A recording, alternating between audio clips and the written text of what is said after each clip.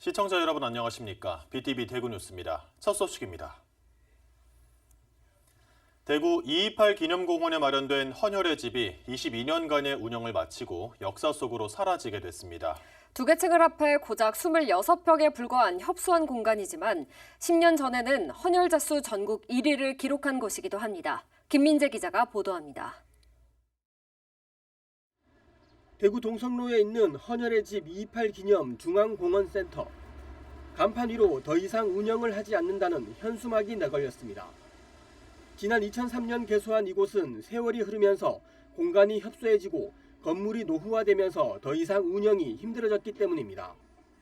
1층과 지하 1층 두 개 층으로 구성되어 있는데 두 개 층을 합해 면적은 고작 26평에 불과합니다. 그럼에도 한 해 수만 명이 찾으면서 지난 2014년에는 전국 헌혈의 집 중에서 헌혈자 수 전국 1위를 기록하기도 했습니다. 우리가 이제 헌혈의 필요성에 대한 그런 것들 홍보를 열심히 해서 아마 14년에 1등한 것이 아닌가 그런 생각이 듭니다. 그러면서 이제 우리가 헌혈이 이제 봉사라는 이미지로 자리매김하는데 아마 이 228이 큰 역할을 하지 않았나 그런 생각이 듭니다. 지금까지 500회 가까이 헌혈을 한 이호건 씨는 이곳에서의 마지막 헌혈에 참여했습니다. 200회와 300회 헌혈을 모두 이곳에서 마친 터라 감회가 남다릅니다. 여기 없어지니까 좀 섭섭하면서도 그런 거 있죠. 하긴 여기 비쌀 때도 있고 좀 눅눅할 때도 있었지만은 그래도 지하 공간에만의 아늑하고 그런 게 좋았죠. 헌혈의 집 228 기념 중앙공원센터는 이달 말 달서구 월성동으로 자리를 옮깁니다. 대구 시내에 헌혈센터가 4개가 있다 보니까 그중에 하나를 다른 지역으로 옮겨서 대구 시민들이 헌혈을 좀 더 수월하게 할 수 있는 공간을 찾던 차이에 달서구 월성동에 새로 헌혈센터 부지를 마련해서 5월 31일자로 새로 개원할 예정입니다. 22년간 36만여 명이 찾았던 헌혈의 집 228 기념 중앙공원센터. 이제 역사 속으로만 남게 됐습니다. BTV 뉴스 김민재입니다. 직업계 고등학교의 교육 과정을 들여다보고 우수한 인재를 양성하는 과정을 살펴보는 연속기획 새시대 미래교육 시간입니다. 오늘은 대구 최초의 여자 상업계 고등학교로 직업인에게 필요한 자격과 직무 능력을 키워주고 있는 대구 여자상업고등학교로 가보겠습니다. 천혜열 기자가 취재했습니다. 대구 여자상업고등학교는 대구 최초의 여자상업계 고등학교입니다. 70년이 넘는 두터운 역사만큼 학생들의 인성 함양과 직업 능력 개발에 필요한 다양한 교육 과정을 운영합니다. 개인별 맞춤형 진로를 설계할 수 있고 자격 취득과 직무 능력을 기르는 실무형 학교입니다. 학생들의 꿈에 맞는 진로 설계와 프로그램을 운영하여 다양한 경험을 바탕으로 사회를 준비할 수 있는 꿈을 이루는 학교입니다. 꿈과 잠재 역량을 학생 스스로 발견하고 키워갈 수 있는 학교, 머물고 싶은 학교가 바로 대구 여상입니다.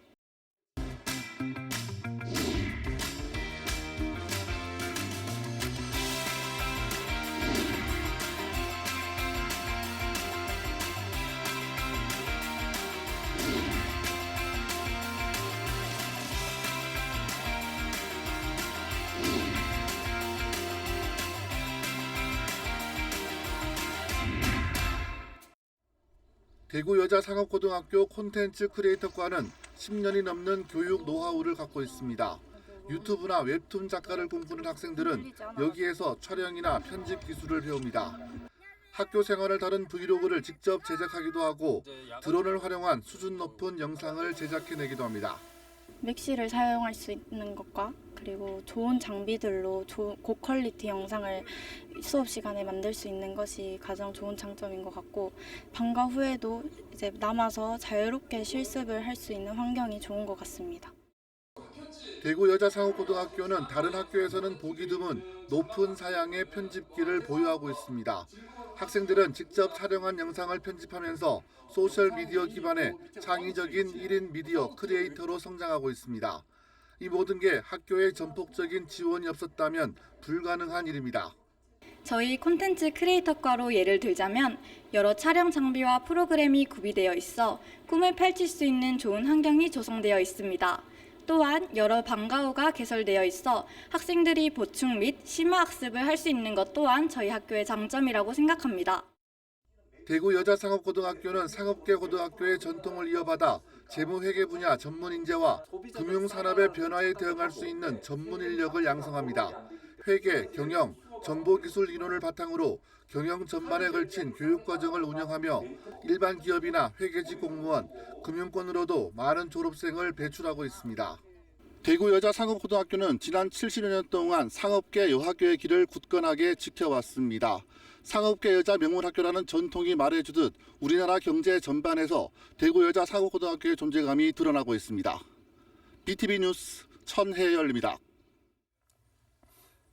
아파트 건설이 끝난 이후에도 입주자가 들어오지 않아 빈집이 되는 걸 악성 미분양이라고 합니다.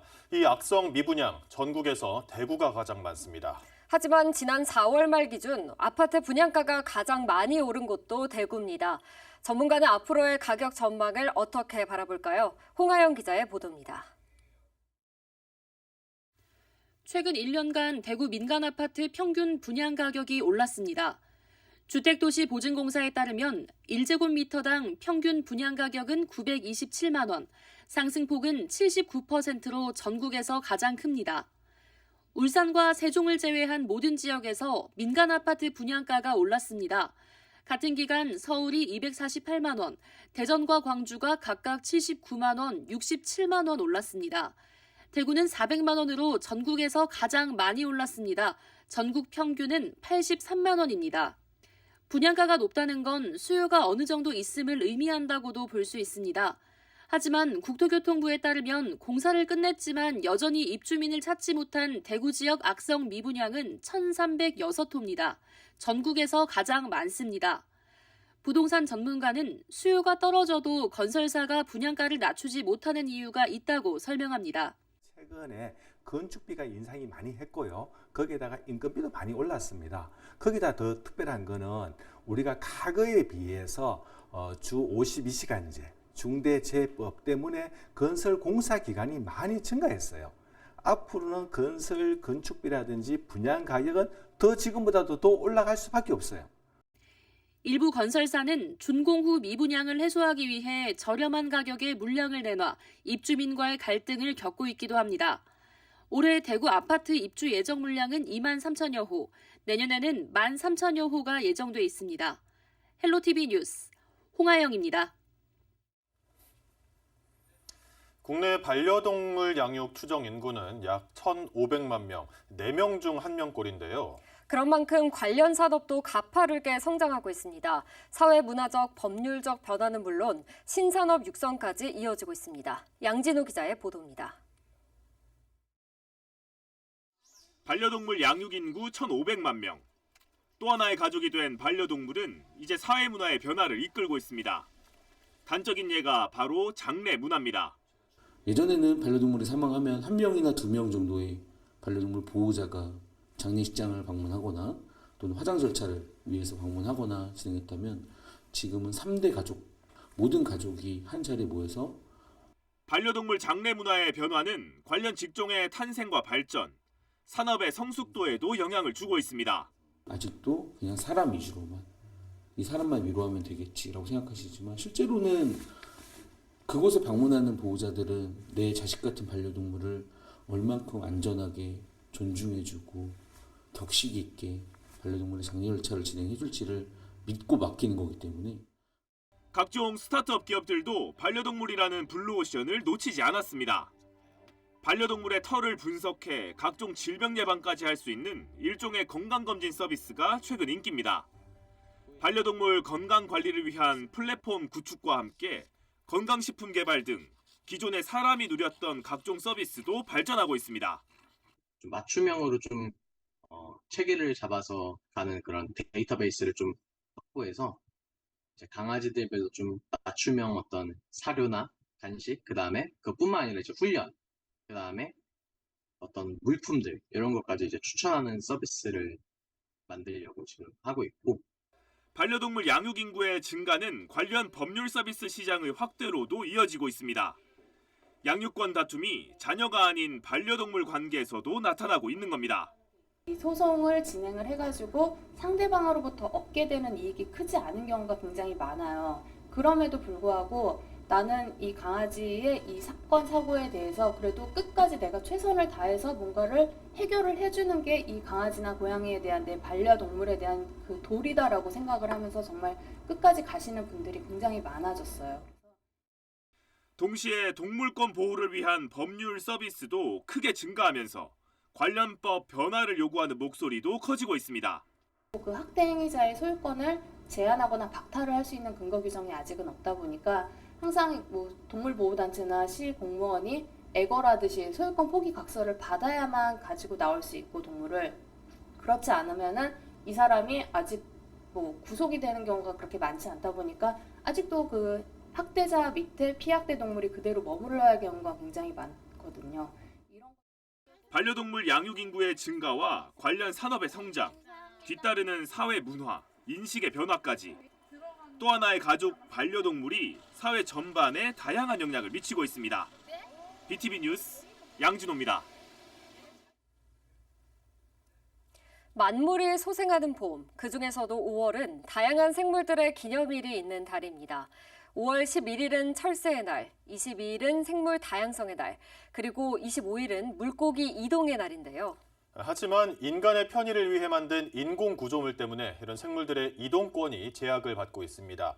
투명 방음벽의 충돌에 사망하는 새들의 실태를 김지영 기자가 보도합니다. 인천 영종도의 한적한 도로 한쪽에 대형 방음벽이 설치돼 있습니다. 방음벽을 따라가 봤습니다. 조금 가다 보니 콘크리트 위에 널브러진 새 사체가 보입니다. 방음벽에 부딪혀 폐사한 쇠솔새입니다. 보니까 한 5일에서 7일 정도 지난 것 같고요. 아마 이쪽 나무 쪽에 저쪽에 있다가 저쪽 나무로 이동하다가 유리창에 충돌해서 부딪혀 죽은 것 같아요.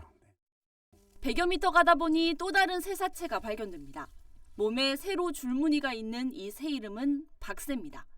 역시 방음시설물과 충돌해 숨진 걸로 추정됩니다. 이 지역 주민들은 봄이나 가을이면 새가 방음벽에 부딪히는 일이 자주 발생한다고 말합니다. 수시로 나오죠. 탁 소리 나면 새가 맞았나 보다. 그러고 나와서 살리기도 하고 죽어있는 사체들도 많고 또 방음벽 박아갖고 떨어진 새들을 고양이들이 또 많이 막 물고 다녀. 이곳은 도로를 따라 집들이 드문드문 자리 잡고 있습니다. 주택가 뒤쪽으로는 나지막한 숲이 있어 각종 철새들이 서식하는 장소입니다. 그런데 이 새들이 이동하는 숲 사이길에 방음벽이 설치된 겁니다. 도로 소음과 분진 피해를 막기 위해 인간들이 만든 시설. 하지만 새들에겐 죽음의 벽이 되고 있습니다. 조류들의 방음벽 충돌을 사람이 직접 체험해 볼 수 있는 장치입니다. 가로 1m 안팎의 좁은 문을 통과하자 유리창이 깨지는 소리가 납니다. 아무것도 없는 것 같지만 지나가면 결국 부딪혀버리게 되는 그런 거를 직접 체험해보자 하는 의미로 만든 문입니다. 환경부 자료를 보면 투명 방음벽이나 건물 유리창에 부딪혀 목숨을 잃는 야생조류가 연간 800만 마리에 달합니다. 충돌 장소는 건물 유리창이 가장 많았고 고속도로나 지방국도에 설치된 방음벽이 뒤를 이었습니다. 논문에 따르면 날아다니는 새들이 평균 속력이 약 36에서 72km/h예요. 그러니까 사람들이 걸어다니는 평균 속력이 3에서 4, 5km/h로 걷는다라고 했을 때 그 속도의 차이가 어마어마하게 차이가 나죠. 그래서 새들은 부딪혔을 때 굉장히 큰 충돌 피해를 발생받을 수밖에 없게 됩니다. 남동구의 한 아파트 단지. 인천에서 새 충돌 사고가 가장 많이 발생하는 장소 중 한 곳입니다. 인천 녹색연합은 2년 전 시민들과 함께 이곳에 새 충돌 방지 스티커를 부착했습니다. 스티커에는 가로 10cm, 세로 5cm 간격의 점이 찍혀 있는데 일정 간격 이하의 공간을 통과하지 않으려는 새의 특성을 감안해 특수 제작됐습니다. 이 스티커를 부착한 이후 효과는 컸습니다. 지난 2년간 이 장소에서만 방음벽에 부딪혀 죽은 새는 모두 40여 마리. 스티커를 부착한 이후 1년 동안은 단 4마리로 새 충돌 사고가 크게 줄어든 것으로 나타났습니다. 하지만 인근의 투명 방음벽이 그대로 설치된 장소에선 지금도 새 충돌 사고가 빈번하게 일어나고 있습니다. 곳은 한 6개월에 한 마리 정도, 100%는 아니기 때문에 어쩌다가 한 마리 정도는 발견되고 있지만 거의 발견되고 있지 않습니다. 그래서 저감 스티커를 부착하면 기본적으로 90% 이상은 저감 효과가 있다고 말씀드릴 수 있습니다. 인천시는 올해 새 충돌 저감 조치를 위한 예산 5천만 원을 편성했습니다. 처음으로 예산을 세운 건데 새 충돌 사고를 막기엔 턱없이 부족합니다. 전문가들은 건물을 지을 때 유리창 사용을 최소화하는 방안이 대안이 될 수 있다고 말합니다. 또 새 충돌 방지 문양이 포함된 자재를 건축에 활용하는 방법도 있습니다. 정부는 지난해부터 야생조류 보호 조치의 일환으로 국가나 공공기관에서 관리하는 건축물과 방음벽에 일정 크기 이상의 무늬를 넣는 조치를 의무화했습니다. 하지만 이를 시행하지 않아도 별다른 제재가 없을 뿐 아니라 민간 건축물은 의무 대상에서 빠져 있다는 점이 한계로 지적되고 있습니다. 자연과 인간이 평화롭게 공존할 수 있는 적극적인 노력이 필요한 시점입니다. BTV 뉴스 김지영입니다. 여행 성수기를 맞아 울릉도로 섬여행을 떠나는 관광객이 꾸준히 늘고 있습니다. 울릉 관광객이 늘고 있는 가장 큰 이유는 보다 편안해진 바닷길을 꼽을 수 있는데요. 결항 걱정도 없고 과거보다 이동 시간도 많이 줄면서 울릉이 더 가까워지고 있는 겁니다. 공희철 기자입니다. 지난해 7월 취항한 쌍동 쾌속 카페 리선인 엘도라도 익스프레소. 포항에서 울릉까지 3시간 안에 갈 수 있고 멀미 없이 쾌적하게 여객선을 이용할 수 있어 탑승객들의 만족감이 높습니다. 취항 1년이 되지 않아 이미 10만 번째 승객을 돌파했습니다. 코로나 이후로 확 늘어났다 작년에 여행 특수 때문에 줄어서 저희가 했던 것은 줄어들었는데 올해는 한 30만 정도 예상을 좀 하고 있고요. 앞으로 울릉도 관광 100만 시대를 여는 주축이 될 것으로 보고 있습니다. 쾌속선뿐 아니라 포항 영일만항과 울릉 사동항을 3년째 정규 운항 중인 대형 크루즈 뉴시다오 포로. 잦은 결항 문제를 해결하면서 무엇보다 편하게 울릉을 오가는 항로를 개척했다는 평가를 받습니다. 선사는 울릉도 섬여행의 전성기를 겨냥해 다양한 상품 개발에도 나섭니다. 어디에도 없는 쾌적한 여행을 할 수 있는 서비스가 제공되어야 되지 않겠나 싶습니다. 그래서 우리 울릉 크루즈 모든 임직원들은 동해안에 어디에도 없는 그런 크루즈 문화를 정착시켜 나가고자 온 직원들이 힘을 모으고 있습니다. 울릉군도 여행 성수기를 맞아 관광객들의 만족도를 극대화하기 위해 역량을 쏟고 있습니다.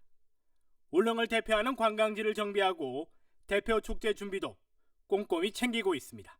독도 케이블카, 향목, 모노레일, 해중 전망대 등과 같이 주요 관광지 정비도 마쳤고요. 오는 8월 5일부터 개최되는 제22회 오징어 축제에 좀 많이들 찾아주셔서 울릉도 에메랄드빛 자연을 마음껏 담아가실 수 있도록 부족한 부분을 잘 살피겠습니다. 지난해 울릉 관광객은 46만여 명, 올해도 지금까지 11만 8천여 명이 찾아 시들지 않는 인기를 과시하고 있는 데는 울릉만의 독특한 매력과 접근성 향상이 큰 목을 차지합니다. 울릉을 오가는 바닷길이 예전에 비해 다양해지고 편해지면서 울릉을 찾는 관광객들은 매년 늘어날 걸로 전망됩니다. HCN 뉴스 공희철입니다.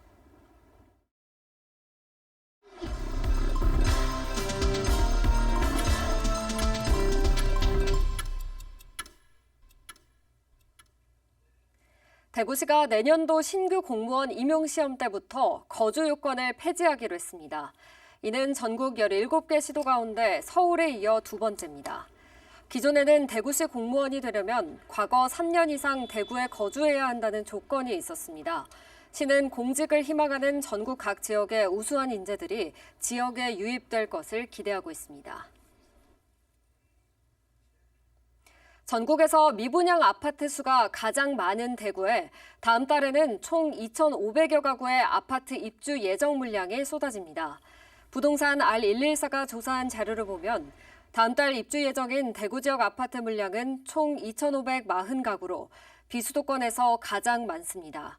특히 달서구의 전체 입주 물량의 63%가 집중되어 있습니다. 교통 영향평가 사항을 해결하지 못한 수성구의 한 아파트 단지와 계약을 단 한 건도 못한 것으로 알려진 서구의 한 후분양 아파트도 포함됐습니다.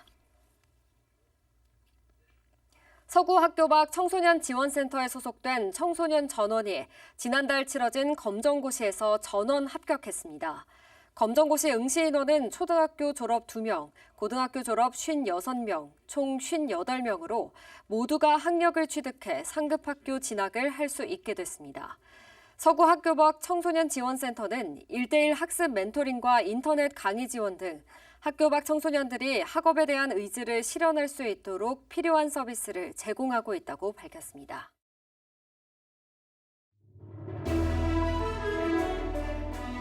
중구청이 악성 민원인의 폭언과 폭행 행위에 대비한 모의 훈련을 실시했습니다. 모의 훈련은 다음 달 말까지 관내 12개 동행정복지센터에서도 진행될 예정입니다. 일반 가정에서 매월 일정 금액을 기부하는 대구 착한 가정 500번째 주인공이 나왔습니다. 달서구 월성동에 사는 박유진 씨 가족으로 가정의 달을 맞아 자녀들에게 기부의 소중함을 알리고 싶어 가입했다고 밝혔습니다.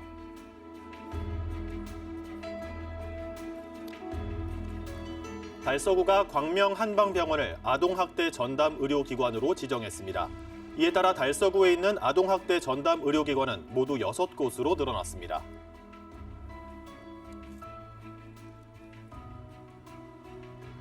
달성군 대입설명회가 다음 달 8일 시민고등학교와 현풍고등학교에서 열립니다. 메가스터디 남윤곤 소장이 강사로 나서 2025학년도 입시의 모집 단위와 세부 전형, 성적 반영 방법 등을 안내할 예정입니다.